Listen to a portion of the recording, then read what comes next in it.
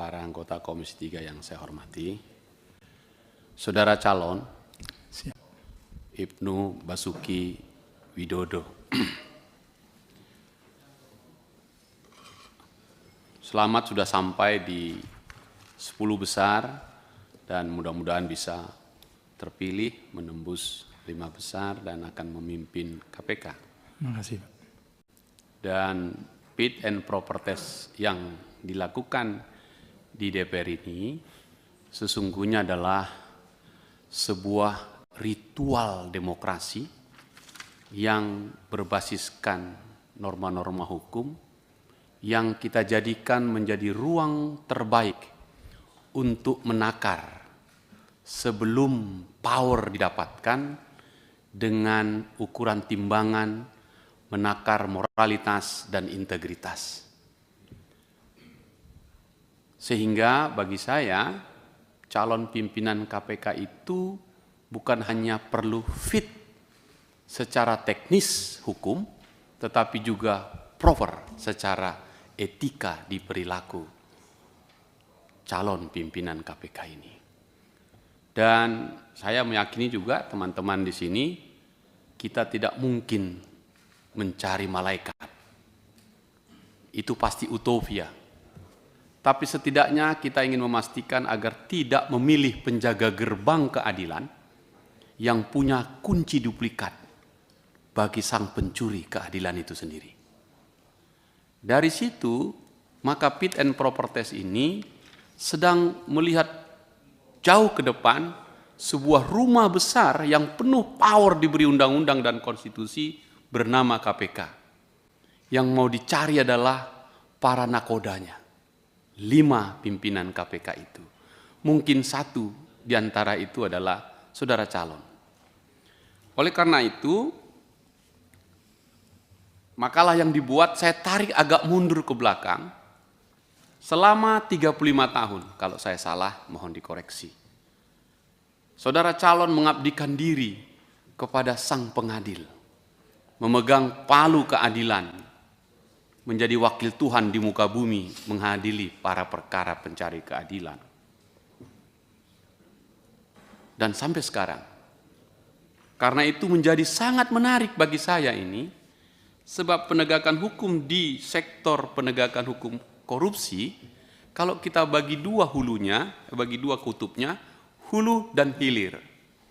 35 tahun saudara calon berperan bermain di hilir. Penjaga terakhir.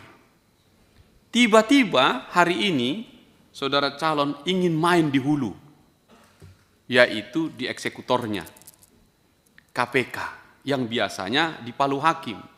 Biasanya dengan jubah hitam, hari ini melepaskan itu. Bagi saya ini sangat menarik.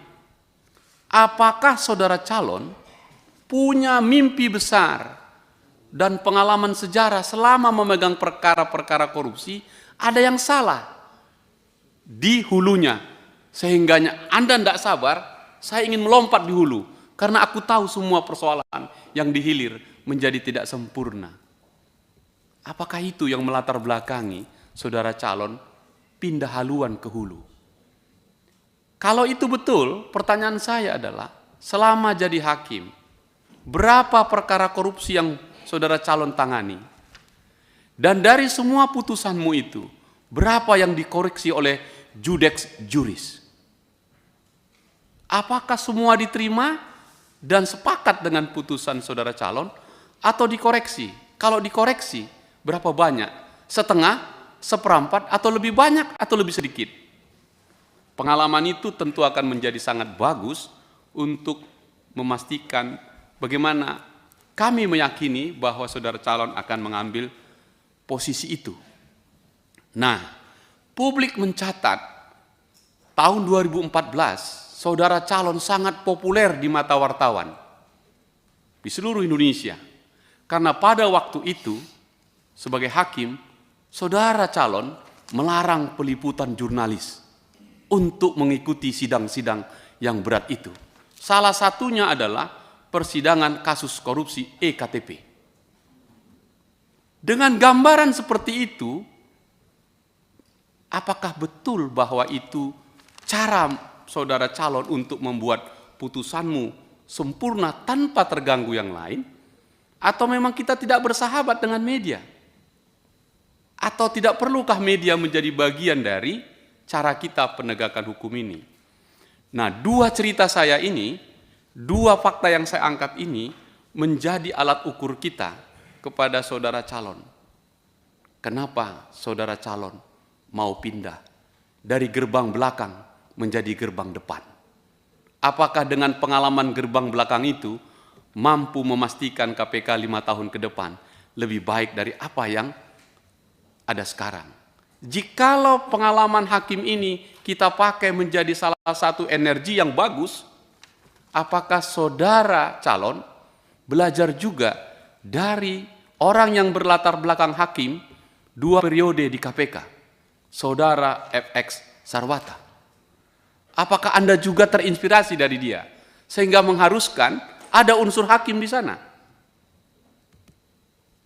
Kita sekali lagi sedang mencari nakoda-nakoda terbaik untuk itu, agar power yang begitu besar di KPK tidak terjerumus menjadi abuse of power.